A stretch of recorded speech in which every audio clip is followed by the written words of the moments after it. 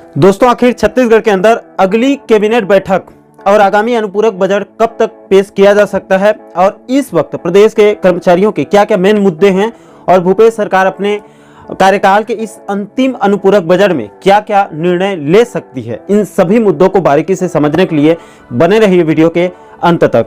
नमस्कार दोस्तों, मैं हूं आपका दोस्त लोकेश साहू और आप देख रहे हैं लोकेश छत्तीसगढ़िया यूट्यूब चैनल।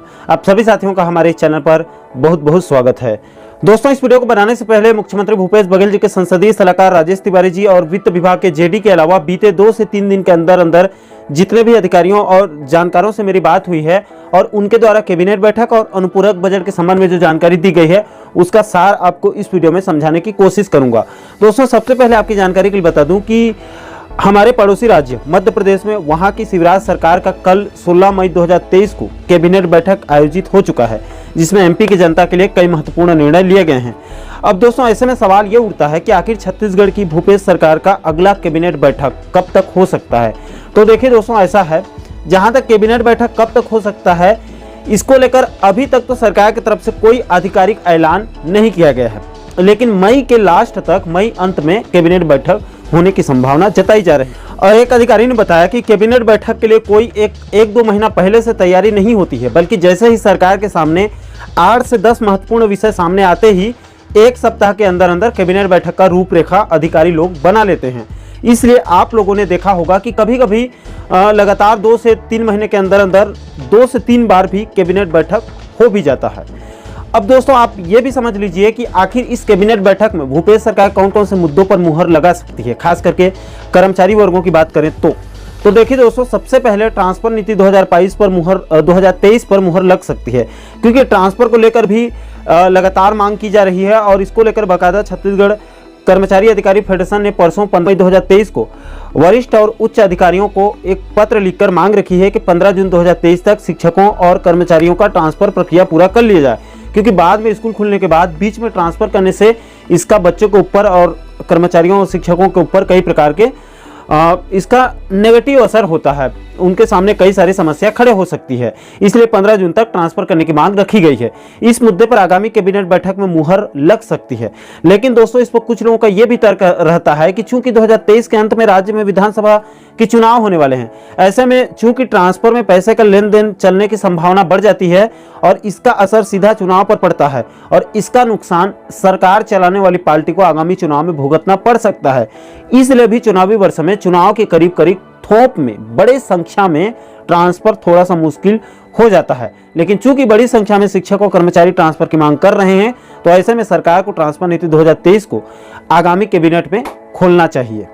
इसके अलावा दोस्तों, प्रदेश के कर्मचारियों और पेंशनर्स के द्वारा लगातार 42% केंद्र के समान डीए-डीआर की मांग की जा रही है। इस समय प्रदेश के कर्मचारियों और पेंशनर्स को मात्र 33% डीए-डीआर मिल रहा है और वो केंद्र से सीधे 9% पीछे हैं।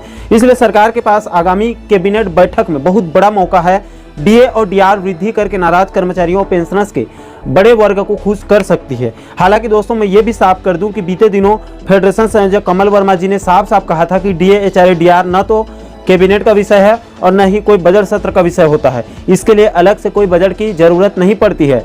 ये एक सिर्फ भत्ता मात्र है, ये वेतन या फिर पेंशन से जुड़ा हुआ विषय है। इसको सीएम साहब जब चाहें तब अपने विवेक से वृद्धि करने का ऐलान कर सकते हैं। अब कैबिनेट बैठक में इसलिए उम्मीद बढ़ जाती है कि उस दिन सरकार कई बड़े ऐलान करती है। ऐसे में इवेंट मैनेजमेंट करने और कैबिनेट बैठक को यादगार बनाने के लिए हो सकता है कि भूपेश सरकार डीए-डीआर का ऐलान भी कर सकती है। दोस्तों, ये तो हो गई आगामी कैबिनेट बैठक से जुड़ी मुद्दे की। अब हम आगामी अनुपूरक बजट, जिसको सप्लीमेंट्री बजट कहा जाता है, और उम्मीद है कि इसको मानसून सत्र में पेश किया जाएगा। अब दोस्तों, सवाल यह है कि छत्तीसगढ़ में अनुपूरक बजट कब तक पेश किया जा सकता है। तो देखिए दोस्तों, प्राप्त जानकारी के मुताबिक भूपेश सरकार अपना अंतिम अनुपूरक बजट जुलाई में पेश कर सकती है। अगर हम 2022 के अनुपूरक बजट की बात करें तो वो 20 जुलाई के आसपास मानसून सत्र शुरू किया गया था, उसमें अनुपूरक बजट पेश किया था। इस बार भी जुलाई में भूपेश सरकार अपना अनुपूरक बजट पेश कर सकती है। अब दोस्तों, ये अंतिम अनुपूरक बजट प्रदेश के कर्मचारियों के लिए अंतिम अवसर भी है और बहुत खास भी है। इसलिए दोस्तों, आप लोगों ने एक चीज नोटिस किया होगा कि अभी भीषण गर्मी में अचानक प्रदेश के कई कर्मचारी संगठन अपने अपने मुद्दों को लेकर अचानक से फिर से एक्टिव हो चुके हैं और सड़क से लेकर सदन तक की लड़ाई के लिए हुंकार भर रहे हैं। दोस्तों, उन कर्मचारी नेताओं को भी बहुत ही अच्छे तरीके से पता है कि अभी नहीं तो कभी नहीं, क्योंकि ये सरकार का अंतिम अनुपूरक बजट होने वाला है। इसके बाद सीधे आचार संहिता लागू होगी, उसके बाद विधानसभा चुनाव का बिगुल फूंका जाएगा, उसके बाद आगे फिर भगवान ही मालिक होगा। इसलिए अभी आप लोगों ने देखा होगा कि सबसे पहले पंचायत सचिवों ने अपनी एक सूत्री मांग परिवीक्षा अवधि पूरा कर चुके सभी पंचायत सचिवों का शासकीयकरण यानी कि नियमितीकरण करने की मांग को लेकर सभी ब्लॉक मुख्यालयों में बीते 16 मार्च 2023 से अनिश्चितकालीन आंदोलन पर बैठे हुए थे।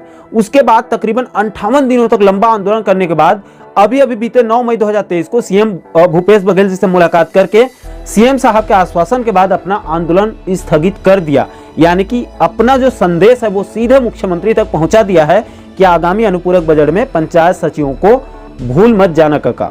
इसके बाद दोस्तों परसों 15 मई 2023 से इधर प्रदेश के पटवारियों के द्वारा अपनी 8 सूत्रीय मांगों को लेकर अनिश्चितकालीन आंदोलन का इन्होंने भी ऐलान कर दिया है।